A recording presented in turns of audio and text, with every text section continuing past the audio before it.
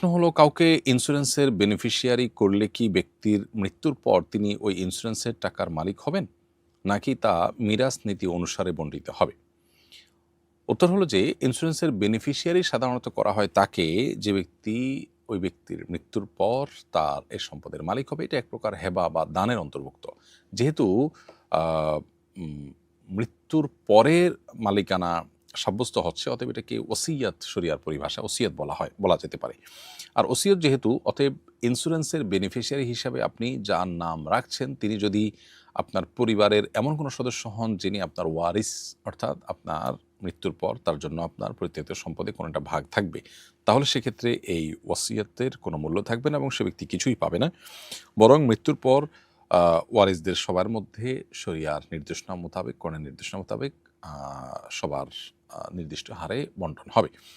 আর যাকে তিনি ইন্স্যুরেন্সের বেনিফিশিয়ারি করলেন, তিনি যদি আপনার ওয়ারিস না হন, ধরুন নাতি, নানা বা দাদা তার নাতির জন্য নাতিকে বেনিফিশিয়ারি করেছেন, তাহলে সেক্ষেত্রে তিনি যেহেতু ওয়ারিস না, তার জন্য নির্দিষ্ট হিস্সা যেহেতু নির্ধারিত নাই, অতএব তিনি এই ইন্স্যুরেন্সের বেনিফিশিয়ারি হিসেবে তার মৃত্যুর পর এই টাকার মালিক হতে পারেন। কারণ এটা এক প্রকার ওসিয়ত যে আমার মৃত্যু হয়ে গেলে আমার ইন্স্যুরেন্সের এই টাকাটা আমার নাতিকে বা অমুককে দেওয়া হোক। এটা একরকম ওসিয়তের মতো। বিধায় তিনি এটার মালিক হবেন।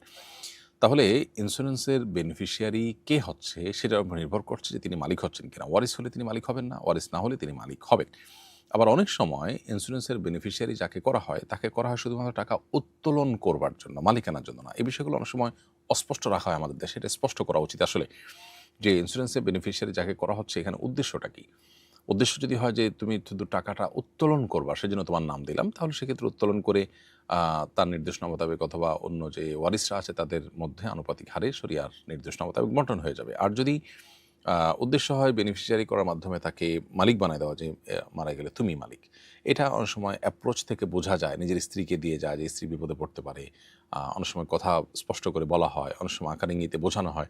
তাহলে সেক্ষেত্রে বেনিফিশিয়ারি মালিক হবে যদি তিনি ওয়ারিস না হন। কারণ ওয়ারিসের জন্য ওসিয়ত চলে না। নবী সাল্লাল্লাহু আলাইহি ওয়াসাল্লাম বলেছেন, লাস ওয়াসিয়াতা লিওয়ারিসিন। ওয়ারিস তো ওই মৃত ব্যক্তির পরিত্যক্ত সম্পদ থেকে ভাগ পাবেই। অতএব তার জন্য আবার এক্সট্রা ওসিয়ত করা জায়েজ নয়।